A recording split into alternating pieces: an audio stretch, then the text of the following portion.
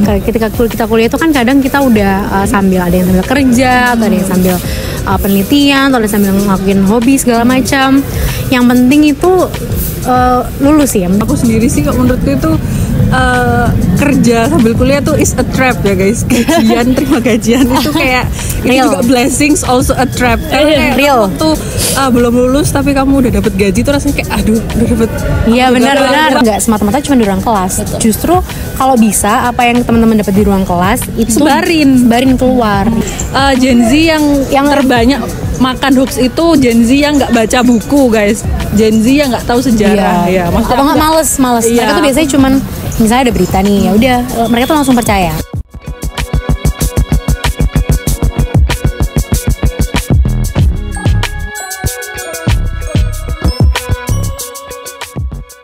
Halo semuanya. Selamat datang kembali di podcast Mahasiswa Berbicara.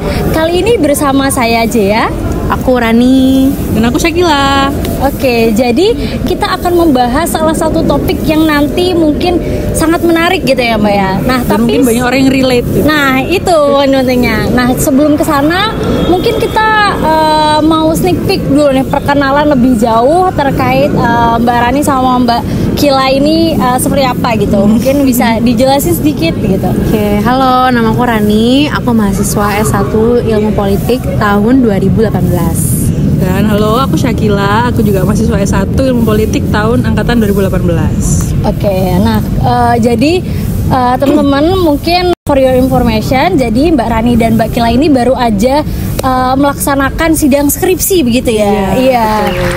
Mungkin ini nih apa namanya, kalian nih ini tidak bermaksud merendahkan ya gitu, tapi berarti Mbak Rani dan Mbak Kila ini kan apa namanya bisa dikatakan lulus telat gitu ya.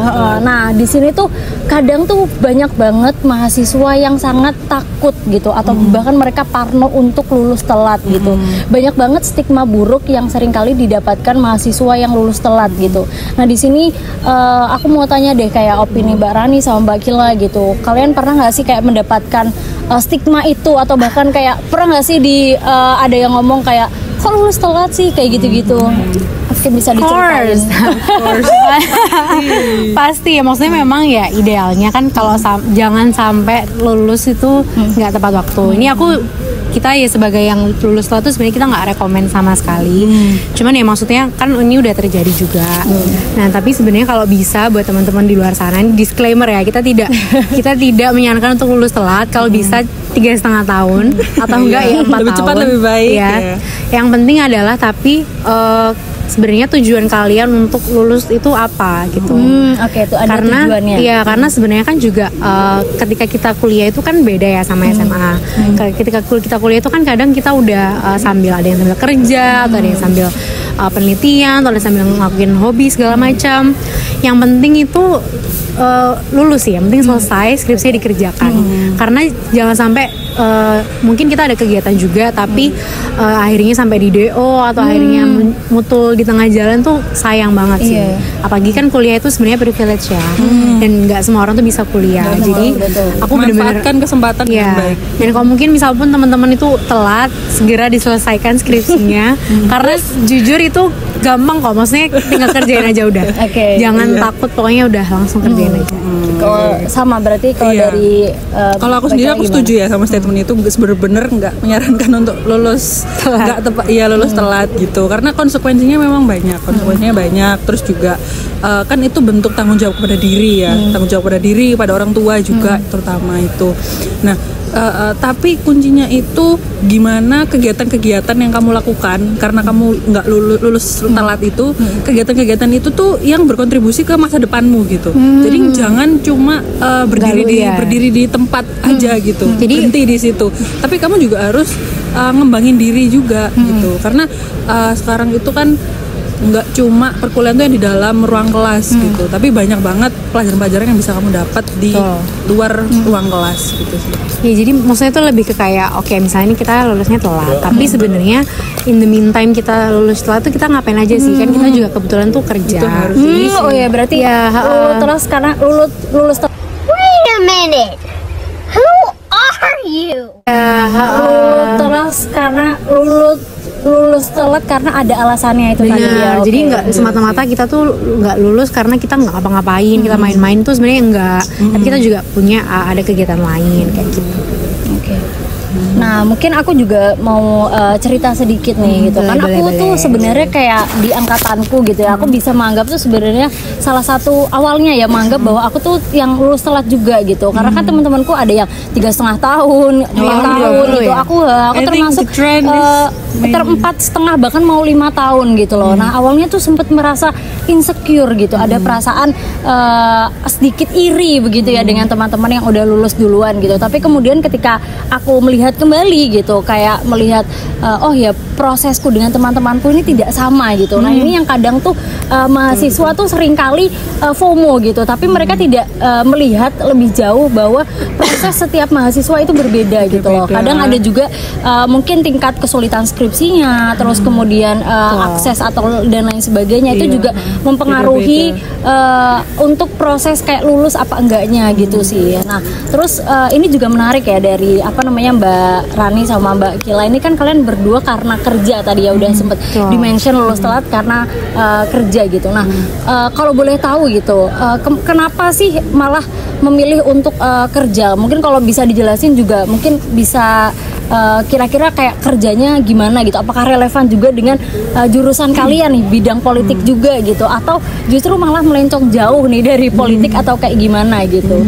Oke, sebenarnya kalau aku sebenarnya udah kerja sambil kuliah dari awal, dari maba.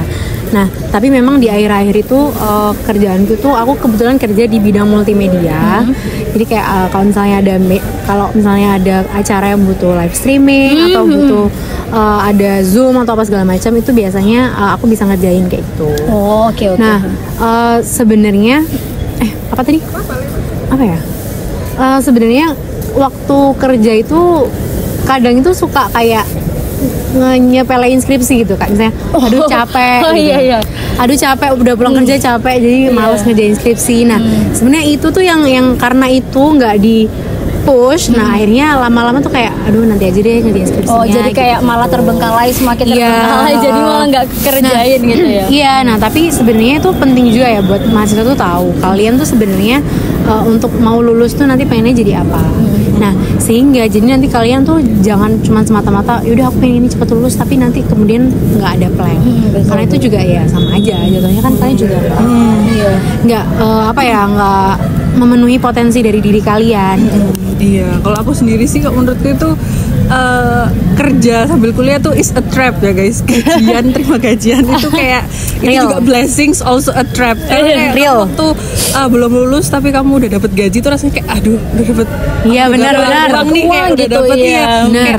Bener banget. Ternyata aku bisa ya kayak kerja sambil kuliah. Iya, manis. Iya, terus kayak I think kayak rasanya tuh kayak achievement sendiri buat aku gitu loh gitu. Itu a trap juga gitu.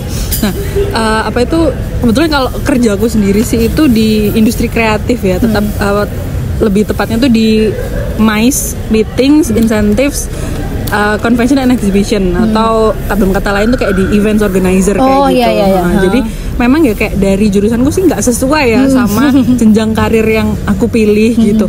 Tapi semua pembelajaran di ruang kelas itu kan nggak cuma yang ada di buku aja, tapi banyak banget kita belajar tentang social skills, tentang disiplin, tentang bertanggung jawab. Itu kita juga belajar di kelas. Jadi itu sih yang bisa aku aplikasiin waktu di dunia kerja. Benar. Kan juga selama kita kuliah kan, aku kan juga nggak cuman kuliah terus pulang gitu ya. Kan kita juga ikut organisasi. Aku dulu juga ikut organisasi, terus ikut kepanitiaan, LO, volunteer segala macem. Nah itu kan juga pasti berpengaruh kepada soft skill kita. Dan kemudian itu ya pokoknya sebenarnya kalian tuh tinggal mindset itu kayak mau telat lulus atau malu jadi pengangguran gitu. Iya malu atau lulus atau masih di pengangguran. Jadi soalnya kan ya sebenarnya kita juga kerja itu kan mungkin oke lah nggak terlalu linear sama prodi ya, jurusan atau segala macam. Tapi kan kita kuliah tuh juga nggak semata-mata cuma belajar yang di akademik aja.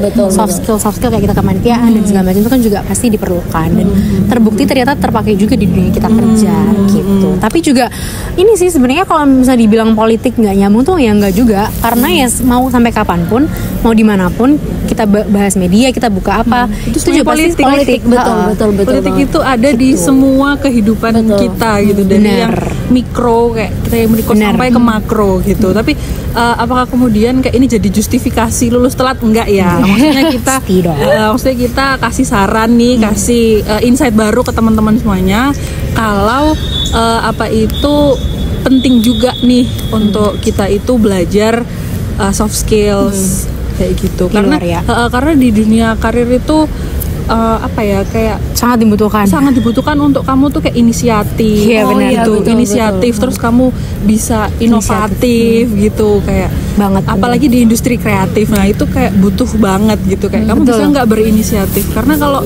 di IO itu jujur pace-nya cepat banget kayak gini Bener. gitu. Berarti untuk adaptasi semuanya tuh harus serba cepat gitu ya. Iya.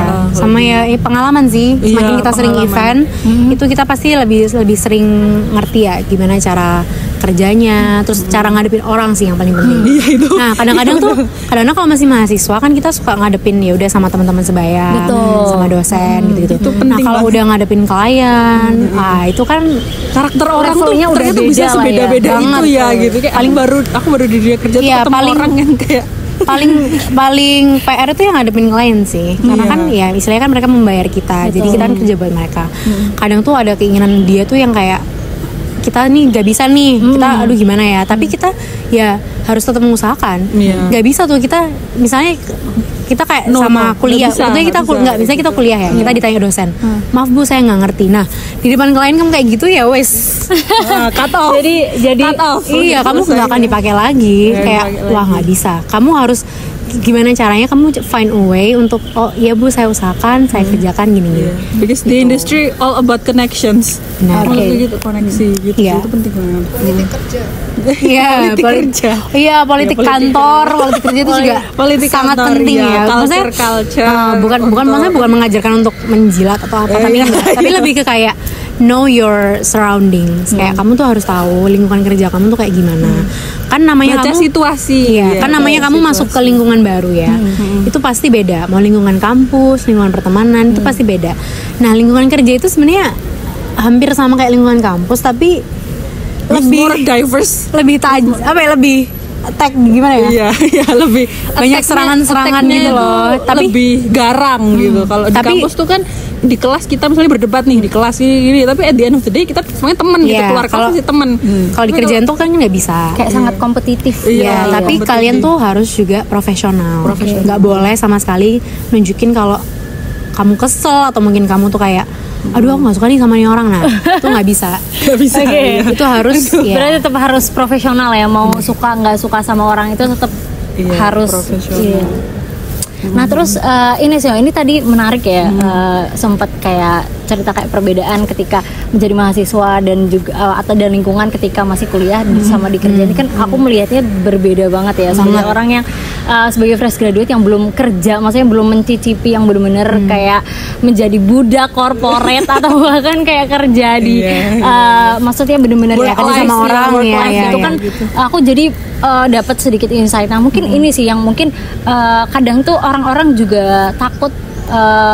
Ada yang bilang tuh kayak gini, lulus telat juga ada yang ditakutkannya karena biasanya ini bener gak sih kayak stigma tuh, aku sering banget nih liatnya di Twitter ya, kayak ada yang bilang bahwa kalau lulus telat tuh perusahaan nggak mau nerima gitu karena kayak itu jadi mungkin track record yang buruk gitu. Nah ini yang kemudian tuh ketika di angkatanku bahkan mereka sangat takut untuk lulus telat itu ya Mbak ya. Jadi mereka tuh mewanti-wanti untuk bisa lulus enggaknya tepat waktu gitu. Nah bahkan di situ aku terus kayak merasa juga bahwa bener gak sih gitu, karena ketika aku ngobrol nih ya ada dengan salah satu cutting juga dulu, dia bilang bahwa oh itu belum tentu gitu, tapi ternyata ketika aku ngobrol lagi sama salah satu cutting gitu yang tidak satu jurusan ya gitu, dia mengatakan bahwa oh iya itu biasanya perusahaan suka memetakan gini-gini. Nah ini kalau dari pengalaman mbak-mbak sekalian gimana sih gitu dalam misalnya dalam diskursus ini gitu? Nah itu sebenarnya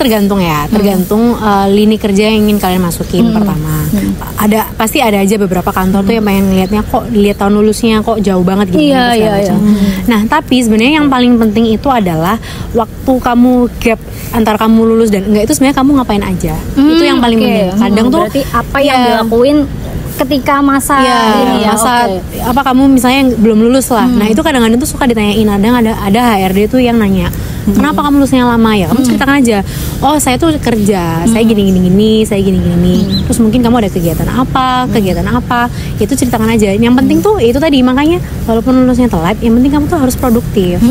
Nah percuma juga sebenarnya kalau kamu lulusnya cepat tapi kamu nggak punya pengalaman ya. Nah kadang-kadang tuh juga ada recruiter tuh yang kayak oh ya udah, kayak ya udah dia kan belum punya pengalaman atau apa. Kalau mau kasar tuh mungkin kayak oh ini anak kosong ya gitu. Iya. Itu bener banget sih. Nah, makanya itu juga penting buat kita. Kenapa tadi aku bilang penting buat kamu untuk tahu kenapa kamu maunya apa nih kedepannya setelah lulus tuh untuk itu. Jadi jangan cuma ujuk-ujuk oke aku lulus cepet nih tapi nggak tahu kedepannya mau ngapain. Kan sama aja kamu juga akhirnya apply kerja 2 tahun gitu, kayak ya sama aja dong kayak kita yang misalnya udah kerja nih tapi kita walaupun belum lulus tapi kan seenggaknya kita itu juga ada kegiatan. Jadi kita tuh nggak nganggur gitu. Dan tidak menjadi beban masyarakat.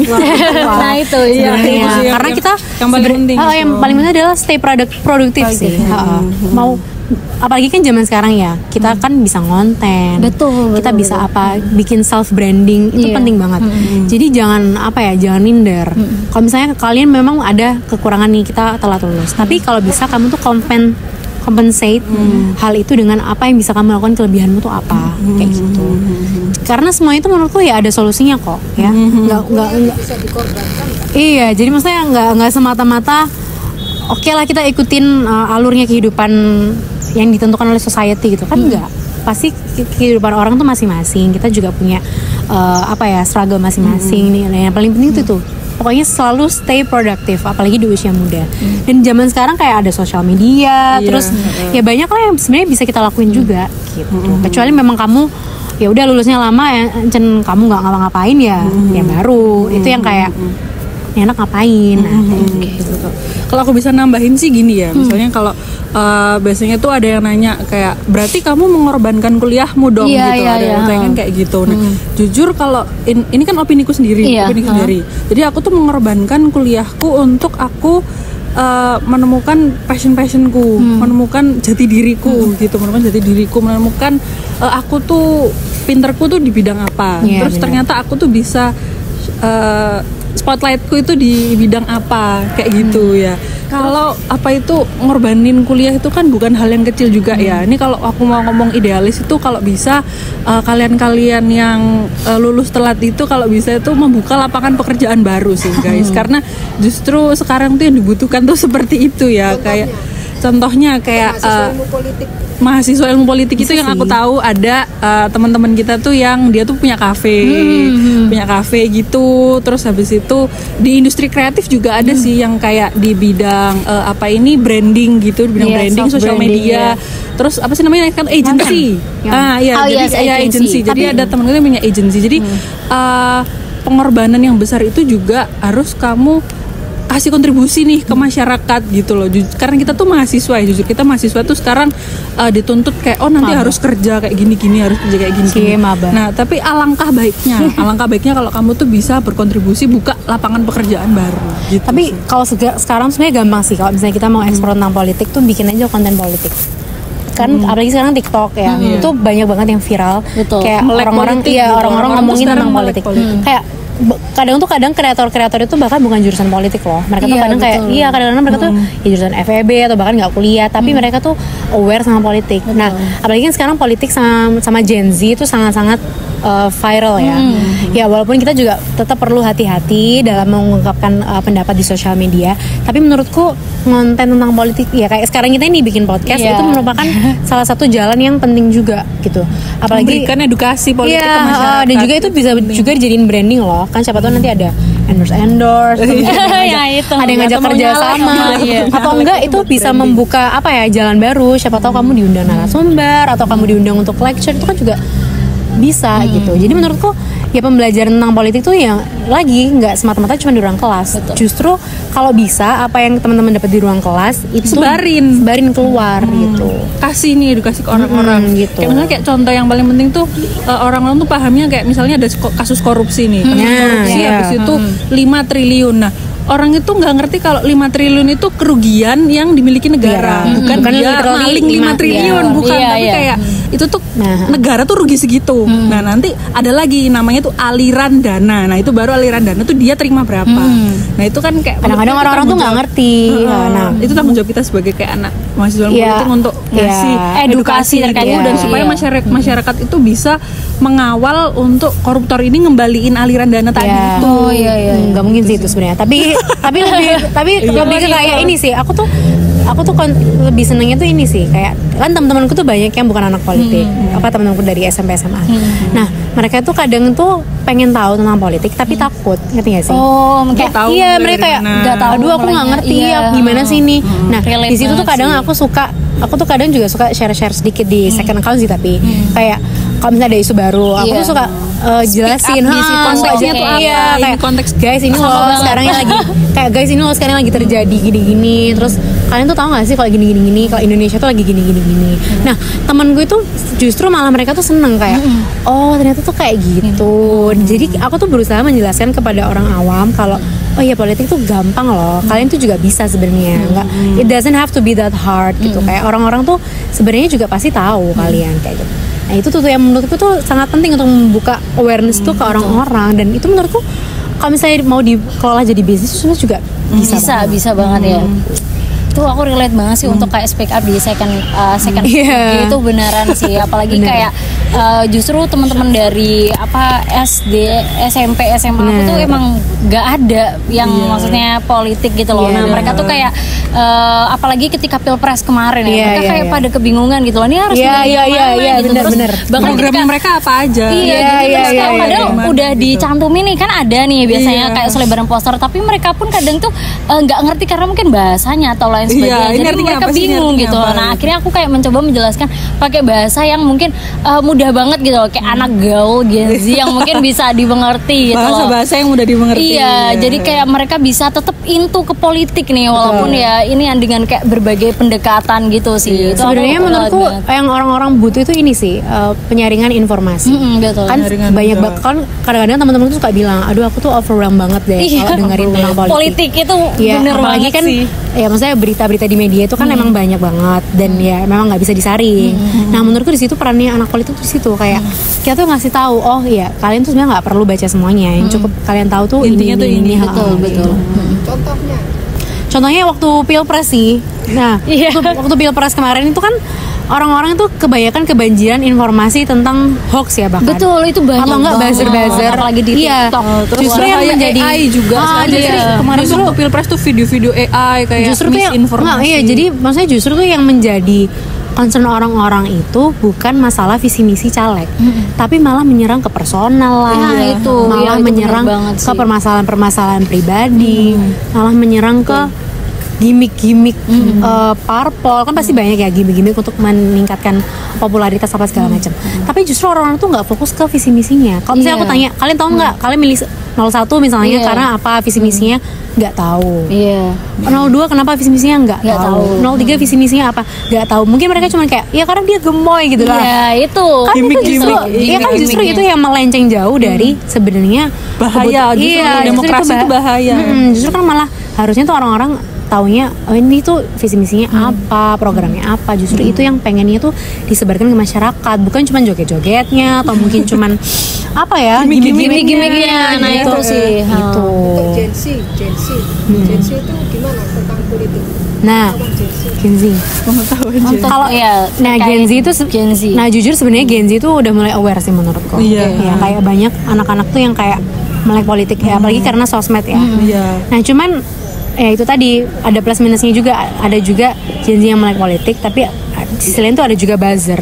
Jadi kayak itu benar banget. Nah, tapi untungnya, nah buzzer itu menurutku benar-benar sebuah sampah internet ya, karena maksudnya zaman sekarang buzzer itu benar-benar sebanyak itu loh, dan kayak mereka tuh benar-benar berusaha untuk menghancurkan kredibilitas kita. Nah, tapi untungnya Gen Z itu juga pintar. Yang tidak menjadi buzzer itu Gen Z pintar, karena mereka tuh juga itu tadi aware sama keadaan politik, dan akhirnya mereka tuh juga sadar kalau oh ternyata politik itu nggak cuma yang ada di media mainstream ya. Kayak politik-politik yang sekarang itu juga bisa kita lihat di sosial media gitu. Aku lihat sih kayak Gen Z sekarang itu mereka memang lebih melek politik. Iya. Nah, tapi yang paling penting tuh mereka tuh jangan sampai terpolarisasi gitu. Jadi kayak yang gini banget gitu banget gitu, enggak. Karena sebenarnya politis itu enggak kayak kemudian hitam dan putih, enggak gitu. Ada terus dia tuh baik banget, enggak ya, ada buruknya juga. Terus yang ini buruk banget. Nah, ya mungkin ada bagusnya juga gitu. Nah, gimana untuk pinter-pinter baca track recordnya dia, kebijakan-kebijakan apa yang dia keluarkan sebagai pemimpin, itu sih yang penting. Kayak Gen Z itu semoga teman-teman Gen Z ini kayak kita juga Gen Z kayak semoga teman-teman Gen Z itu nggak terpolarisasi ya, tidak termakan hoax dan berita-berita palsu, makan buzzer-buzzer yang kayak ini itu enggak lah guys. Kita harus open minded gitu. Open minded. Nah, mungkin harus banyak-banyak baca buku. Banyak baca buku. Kan hoax Gen Z itu yang gimana? Nah, itu Gen Z yang terbanyak makan hoax itu Gen Z yang nggak baca buku guys.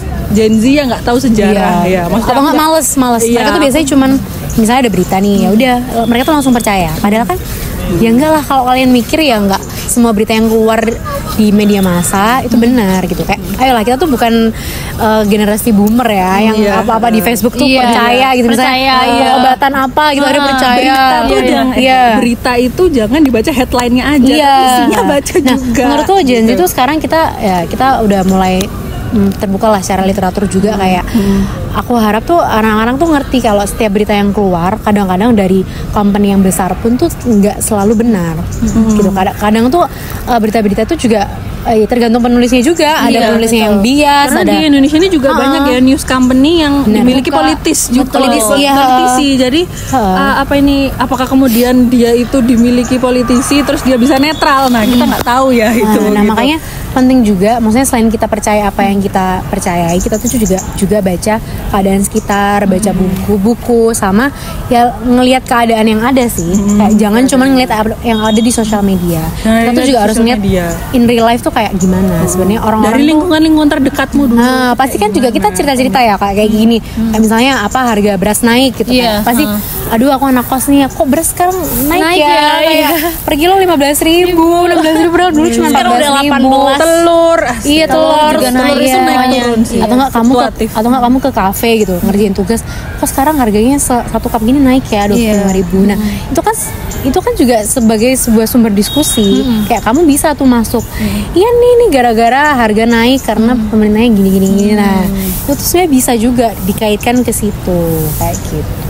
Kayak sebenarnya kayak obrolan ini tuh hampir sama dengan jadi topik pembahasan podcast di sebelumnya. Jadi itu mungkin aku mau ngasih tahu ke Mbak Rani sama Mbak Gila bahwa tadinya tuh kita habis podcast ada, mungkin bisa dicek nanti di link terkait daya kritis mahasiswa. Jadi di situ kayak kita sempet ngobrol sama anak mahasiswa S1 angkatan 2023 dan juga angkatan S2 gitu, politik S2, di mana kita juga merasa bahwa mungkin itu bagian dari kritis juga mungkin ya. Maksudnya kayak ketika harus milih berita dan lain sebagainya, itu kan yang paling penting gitu loh. Makanya kayak kemarin tuh aku juga sempat mengulik gitu loh, apakah daya kritis ini tapi fokusnya ke mahasiswa sih, karena kebanyakan mahasiswa sekarang kan Gen Z semuanya atau ya hampir semuanya kayak pasti Gen Z semuanya. Jadi kayak pengen tahu aja kayak mereka tuh apakah gimana mereka melihat daya kritis mahasiswa ini, apakah masih ada apa enggak kayak gitu sih. Jadi emang yang paling penting adalah ketika misalkan kita mencoba untuk ada berita gitu ya, kita menggali lebih dalam dari berita itu, nggak langsung menerima mentah-mentah. Betul. Kayak lihat aja, biasanya apalagi kayak banyak headline tuh yang clickbait gitu loh. Benar. Kayak Iya benar. ini ya apa tapi Ya, itu kan headline-nya apa, ya, tapi itu kan buat naikin traffic berita dia betul, kan. betul. Nah makanya itu harus, emang menurutku bener banget sih harus pintar-pintar di situ sih mahasiswa biar nggak kegocek ya. Itu sering banget kegocek. Oke deh, mungkin dari buat Mbak Kirani sama Mbak Kila mungkin pesan buat Gen Z nih gimana? Masa depan. Gunanya nggak belajar politik. Oh ya. Iya. Menurutku berguna sih. Soalnya kebetulan memang aku pengen kan masuk ke jurusan soshum. Pengen apalagi ilmu politik. Mungkin orang-orang ngiranya nggak penting lah kita belajar politik, itu salah besar. Karena percayalah guys, dari setiap aspek kehidupan kita itu selalu terkait dengan politik. Betul. Kayak Semua selalu diatur politik. Kayak as simple as misalnya urunan urunan air naik, biaya hidup naik, itu pasti ada kaitannya dengan politik. Nggak mungkin nggak. Atau mungkin ada jalanan bolong. Netflixmu naik. Iya, Netflix mau naik. Iya, karena Netflix, Spotify, Maksudnya semuanya. kita jangan kan ngomong cuman di Indonesia ya, bahkan di luar negeri sekarang ya kalian tahu lah ada naiknya Trump kemarin kan juga itu viral banget. Mempengaruhi Terus ada banget ya. perang di Timur Tengah. Terus kalau misalnya kalian sekarang bilang apalah nggak ngaruh lah buat kehidupanku, nggak guys, tidak, itu tuh benar-benar berdampak banget. Iya, coba impactnya tuh gede banget sebenarnya. Bener, nah maksudnya kayak masa depan kita itu aku malah merasa kayak generasi kita tuh lebih aware, lebih melek politik lagi, karena karena adanya sosial media juga, adanya berita-berita juga. Bahkan sekarang Presiden Trump aja dia tuh ngumumin gencatan senjata aja tuh lewat X. Betul, kayak lewat iya, kayak bahkan nggak lewat kalau dulu kan press conference ya. Iya. Sekarang nggak, dia cuma tinggal nge-tweet aja. Oke guys, sekarang Iran sama itu udah gencatan senjata. Maksudnya kayak dan Kalau dulu kan press briefing gitu kan di ruangan. Kayak sekarang sangat serius dan resmi banget. Sekarang tuh kayak segampang bisa itu semuanya. Nah, justru menurutku ini tuh membuka ruang bagi generasi muda. Oh, ternyata orang-orang yang petinggi-petinggi negara ini justru mereka beradaptasi sama kita loh. Iya benar. Bukan malah kita yang ngikutin menyesuaikan terus. Iya. Nah, justru menurutku ini akan membuka hal yang sangat besar bagi teman-teman Gen Z ataupun juga untuk masa depan ilmu politik tuh menurutku sangat-sangat open to public sih. Kalau bagiku sih masa depan politik terutama untuk Gen Z ya, gimana kalian itu bisa berkontribusi ke demokrasi sih. Jadi bagaimana apakah suara-suara kalian itu terwakilkan di DPR, DPRD, di DPR RI itu kalian harus lebih kontribusi lagi gitu loh. Tapi pakai cara yang baru. Ngerti nggak? Pakai cara yang menurutku nanti kedepannya, masa depan nanti Gen Z itu akan bisa jadi tonggak pembaruan politik di Indonesia. gerakan. Amin. Maksudnya nggak cuma di Indonesia ya, di seluruh dunia. Kayak aku percaya banget. Soalnya ya itu, tapi ya walaupun nggak bisa instan ya, pasti ada proses juga. Tapi aku yakin banget sih, apalagi dengan arah majunya teknologi dan segala macam. Sekarang tuh kayak semuanya bener-bener di sosial media. Bahkan kayak kemarin perang antara kayak Iran dan benar-benar itu sempat mereka bahkan kayak mengumumkan semuanya tuh kayak di Twitter gitu loh. Di X itu kayak sesuatu yang baru banget gitu loh. Kayak ada yang bilang tuh kayak oh my god, this generation is unserious gitu. Benar-benar. Kita tuh nggak takut, nggak gimana. Iya benar-benar. Ya karena itu tadi sebenarnya ya kita pasti ada rasa ketakutan, cuma kayak ya untuk tetap aja mungkin medianya dan caranya itu yang seperti Mbak Rani tadi bilang itu ada Gen Z build different sih. Yes. Agree. We will build different. Ya karena ya itu tadi karena kan kita juga nggak kita tumbuh itu dengan banyak digitalisasi, terus informasi-informasi yang baru gitu. Jadi nggak semata-mata ngikutin zaman dulu gitu. Karena ya this is the new age. Kayak kita terus berkembang dan kita kayak mengikuti segala perubahan yang ada gitu loh, seiring perkembangan itu. Oke teman-teman, jadi tadi topik pembahasan kita mungkin cukup menarik ya, sampai kita kemana-mana pembahasannya gitu. Nah mungkin buat teman-teman intinya mungkin aku mau nanya nih ke Mbak Rani, ke Mbak Kila, sebelum ditutup podcast ini mungkin ada closing statement apa yang mau disampaikan kepada viewers kita nih nantinya gitu. Mungkin ya at least sepatah dua patah kata. Mungkin bisa dari dari kesimpulan dari semua yapping session kita ini. Yapping session. Itu kita kan ngobrolin tentang lulus telat ya. Again kita nggak menyarankan untuk lulus telat gitu teman-teman. Kalau bisa harus bertanggung jawab pada diri sendiri dengan lulus tepat waktu. Betul. Nah terus kemudian juga kalau misalnya udah terlanjur lulus telat itu gimana teman-teman bisa menutupi kekurangan itu dengan hal-hal yang produktif. Betul. Itu dan juga untuk bagaimana teman-teman yang lulusan ilmu politik, teman-teman lulusan FISIP juga itu berkontribusi ke masyarakat. Benar. Terus raise awareness. Benar. Tuh, dan jangan lupa menurutku sih baca buku. Kita Nah harus itu baca buku. setuju guys. Pokoknya semangat terus buat teman-teman Gen Z. Jangan lupa selalu upgrade skill, upgrade knowledge dengan keadaan yang ada di sekitar kita. Pokoknya semangat terus.